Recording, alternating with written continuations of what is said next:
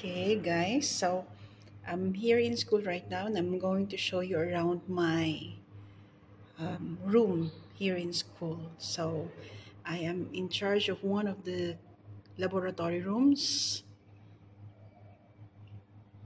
So it's located here in the ground floor, room number 1.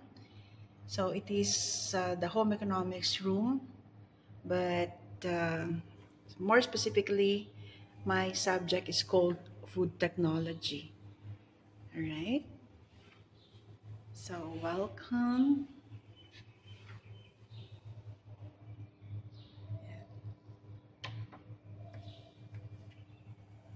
Okay, so this is the whole room. Okay.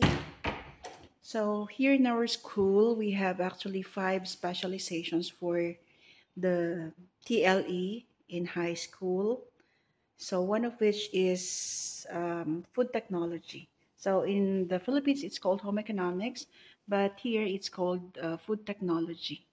So this is a part of the wall where I post the outstanding students for each quarter. Ito ay ano pa, for school year 2019-2020.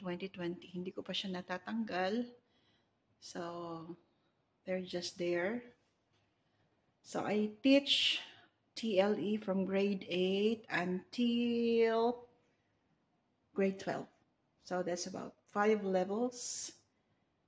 Pero, hindi na daw siya, hindi na kami mag-over ng specialization sa senior high. So, back to grade 9 and 10 na lang ako. Okay, we have here the class pass for our students who wanted to go out while we are having classes. So, they have to have this class pass. Okay, para hindi sila sitahin ng mga teachers or any school staff if they see students roaming around the campus. Alright, so this is for our safety. So this is my board. Ayan. So these are the pictures from my former grade 10 students. So hot kitchen cookery sila. So we have here the monthly planner. These are so far pictures from the grade 12. And far from there, we have pictures from the grade 9. And then down there we have it there, grade 11. So grade 11, we do baking.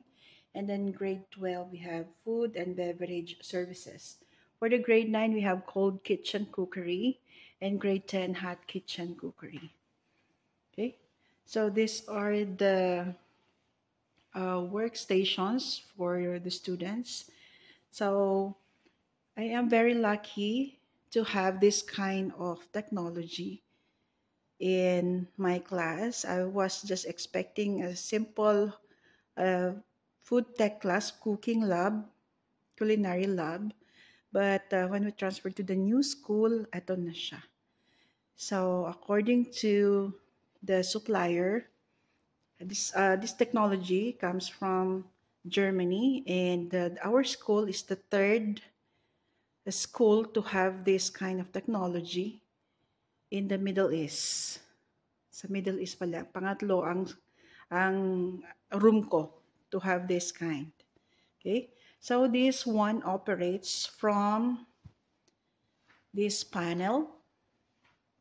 Okay, so I have to turn on the system para gumana yung mga workstations. Okay, so I have here the main control for electricity, for the gas and water. Okay, we also have here some buttons for extracting air and lighting. So I'm going to explain that later.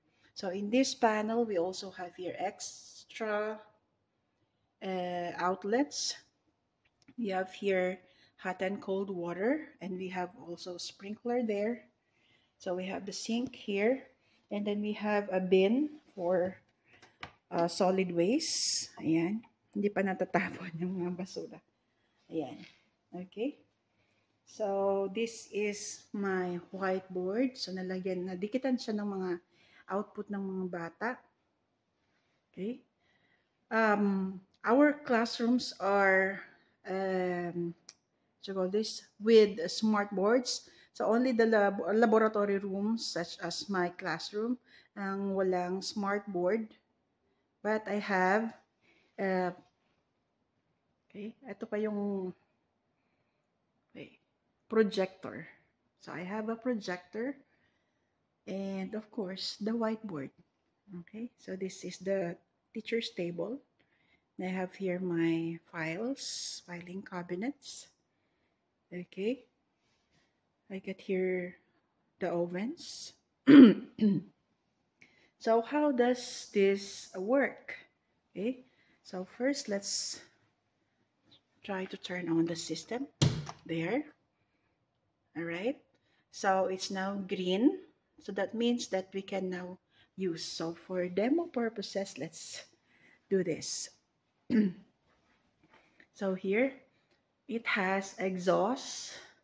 May mga lalagyanan ng condiments, and this is the stove.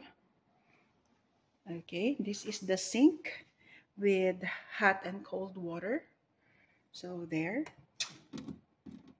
Okay. So, hindi ko napindot yung button for water kaya walang lumabas. So, you can turn on the light. So, we have lighting here. Okay. Para mas maliwanag, okay, pag nag-work yung mga bata. Okay. And of course, I just have to turn that off. Okay. We have extra outlets if we will be using equipment like blenders, food processors, mixers. So, ito lalagyanan siya ng napkin or kitchen tissue. Okay. So, ito. I put the strainer para pag naghugas yung mga bata, hindi didiretso doon kasi mahirap siyang i-drain. Okay? So, pag wala siyang strainer, ito ang ipapasok doon sa drain hole. Okay? That's it. So, let's go around. So, yan. So, dipindot lahat. So, we have 4 burners. Because of this, pinalitan ko yung mga dating cookwares namin kasi hindi siya pwede dito sa aming stove. Okay? And then, we have here the set of kitchen equipment for the group of students. So, meron na siya dyan, mga basic kitchen tools and a set of cooking cookwares. Yan. On the other side, okay. On the other side, we have here the, what do you call this now? The